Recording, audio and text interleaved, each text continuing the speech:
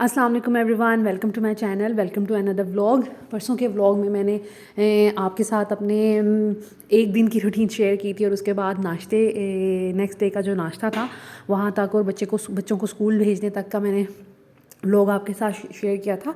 ये उसके बाद के क्लिप्स हैं और यहाँ पर हम नाश्ता वगैरह करने के बाद मैंने अपने हस्बैंड को भी नाश्ता दिया और फिर हम लोग छत पे आ गए थे। और किसी ने मुझसे एक दफ़ा कहा था कि अपने छत का व्यू भी दिखाएं, तो ये सामने बिल्कुल मस्जिद है। मुझे इतना अच्छा लगता है, ये किचन से भी नज़र आती है। जैसे ही किचन में मैं बर्तन वॉश करती हूँ तो सामने मस्जिद पे नज़र पड़ती, बड़ा अच्छा लगता है। और ये हमारा पूरा डीएचए का व्यू है और बड़ा ही खूबसूरत व्यू है। मुझे तो ऐसे लगता है कि हम जन्नत में रह रहे हैं। उसके बाद ये है जी, ये भी सारा डीएचए और वो जो आपको नज़र आ रहा है वो है बहरिया टाउन। तो बहरिया टाउन बिल्कुल हमारे लाइक डीएचए के साथ है, तो इसीलिए हम ज़्यादातर जो है बहरिया टाउन में अक्सर जाते हैं।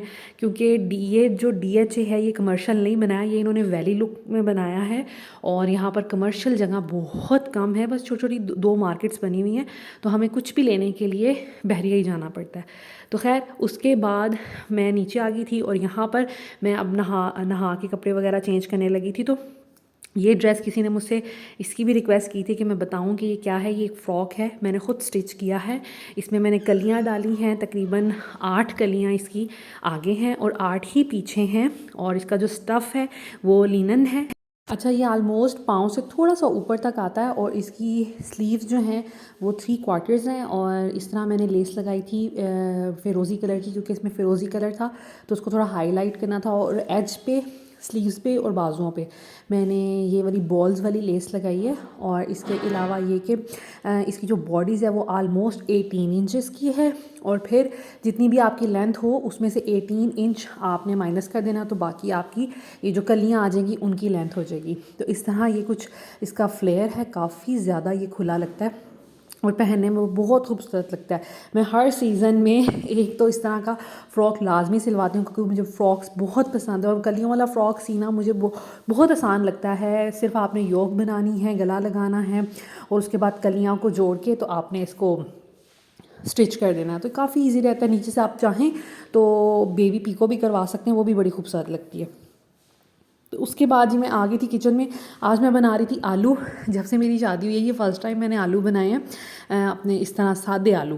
तो ये वो धनिया है, मैंने फ्रीज़ करके रखा हुआ है काट कर। तो ऐसे ही मैंने इसी बास्केट में डाल के तो मैंने फ्रीज़र में रख दिया था। और आप देख सकते हैं कि इसका कलर हंडिया में कितना प्यारा ग्रीन ग्रीन आ रहा है। आपने इसी तरह करना है, थोड़ा सा उसको ऊपर से स्क्रैच करके अपने नेल से आप उसको निकाल लें और हंडिया में डाल लें। जब भी डालेंगे फ्रेश रहेगा और धनिया का फ्लेवर भी ख़राब नहीं होगा। तो ये धनिया को स्टोर करने का एक और तरीका है।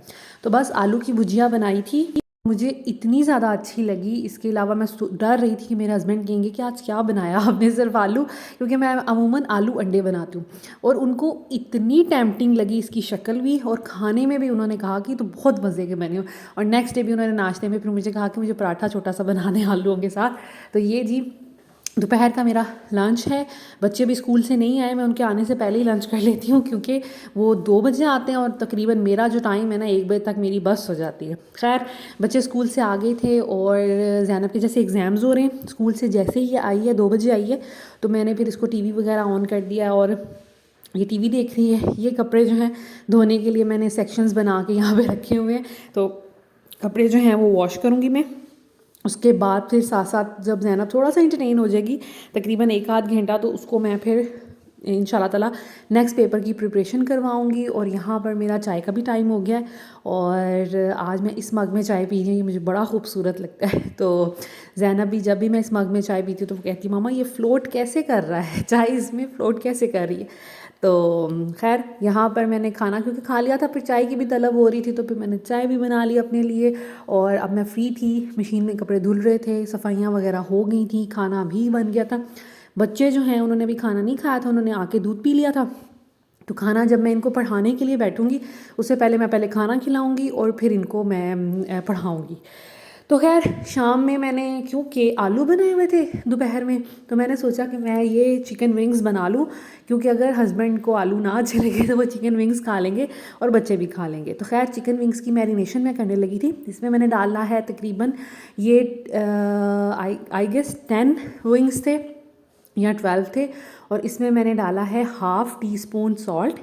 और उसके बाद आपने इसमें डालना है थोड़ा सा चिली पाउडर, जो रेड चिली पाउडर होता है वो डालना है।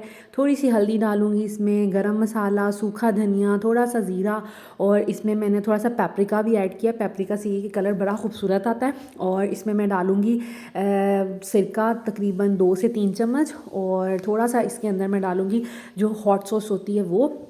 बस सिंपल मैरिनेशन है। इसमें मैंने लहसुन अदरक का भी पेस्ट नहीं डाला, और इसके अलावा और कुछ दही शही कुछ भी नहीं डाला। सिर्फ आपने इसी तरह करना है। इस तरह ये कि ये ड्राई से बनेंगे और बड़े मज़े के बनते हैं, और बारबेक्यू टाइप इसमें वो लुक और फ्लेवर आता है। तो बस इसको अच्छे से मिक्स करके इसकी मैरिनेशन करने के लिए मैंने रख दिया था तकरीबन 3 बजे के करीब। और शाम में मैंने रात में जब हस्बैंड आए थे तो फ्राई इसको किया था। और यहाँ पर मैं अब ज़ैनब को पढ़ाने के लिए बैठ गई थी। ज़ैनब की जो है आज पेपर है EPL, नेक्स्ट पेपर जो है EPL एंड सेंसोरल का है। जिनको नहीं पता तो EPL मीन्स जो हमारी डेली लाइफ की प्रैक्टिस होती हैं, ठीक है, तो एक्सरसाइज ऑफ प्रैक्टिकल लाइफ, तो EPL स्टैंड्स फॉर। तो ये उसका पेपर है। लाइक आपने डस्टिंग कैसे करनी है, आपने चीज़ों को हैंडल कैसे करना है, बैलेंस कैसे करना है, ट्रे कैसे पकड़नी है, जग में से वाटर कैसे पोर करना है ग्लास में, और किसी को कैसे ग्लास पकड़ाना है। इसके अलावा मोपिंग, स्वीपिंग, प्लांट्स को वाटर करना, इस तरह की चीज़ें होती हैं। तो मैं इनको घर में ही प्रैक्टिस करवा देती हूँ। ये सब चीज़ें घर में होती हैं इनके पास।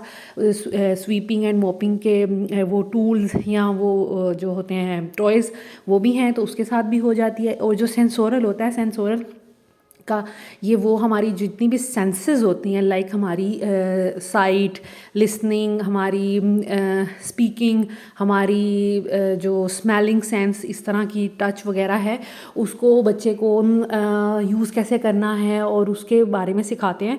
उससे रिलेटेड चीज़ें सिखाते हैं, लाइक हैवी एंड लाइट का कॉन्सेप्ट। इसके अलावा स्मॉल एंड बिग का कॉन्सेप्ट। फिर जी आपको वो बॉक्स में डाल के आपको सैंड या बीड्स वगैरह देते हैं कि आप लिसन करें कि ये किस तरह का साउंड है, और फिर टच कैसे हो। लाइक आपने ये सरफेस जो है स्मूथ है, रफ़ है या प्लेन है, अनइवन है, इस तरह की चीज़ें होती हैं। तो वो घर में ही मैं इसको, जैसे सोफ़े अगर वेलवेट के हैं तो वो स्मूथ है, इसके अलावा रग जो है वो अनइवन है, लाइक, या फिर उसको कह सकते हैं रफ़ कह सकते हैं। तो इस तरह की चीज़ें जो घर में अवेलेबल होती हैं, पेपर पे लिखा होता है टीचर ने, और ये भी लिखा होता है कि हमने किस तरह की टूल्स या चीज़ें उससे रिलेटेड हमने यूज़ की हैं। तो घर में जो जो चीज़ें अवेलेबल होती हैं ना, मैं उसी से करवा देती हूँ। खैर ये तो बहुत छोटा 10-15 मिनट का काम होता है। तो बाकी ये कि कल इसका मैथ्स का पेपर है और परसों इसका इंग्लिश का, तो मैंने फिर इसको जो डेज़ ऑफ वीक होते हैं, इसके स्पेलिंग्स ज़ैनब को थोड़े नहीं आ रहे थे, तो मैंने फिर आज उसको बेसिकली उसकी प्रिपरेशन करवाई। और ये सेंसोरल एंड EPL तो ये फिर 15-20 मिनट का काम है, तो वो उसकी प्रिपरेशन करवानी थी। और फातिमा का जो था वो रूटीन का जो वर्क होता है वो चल रहा था। खैर बच्चों को पढ़ाने के बाद मैं थोड़ी देर रेस्ट किया। उसके बाद मुझे अब अंदाज़ा हो रहा था कि हस्बैंड के आने का टाइम है, और मैंने फिर सोचा कि रात के खाने का बंदोबस्त किया जाए।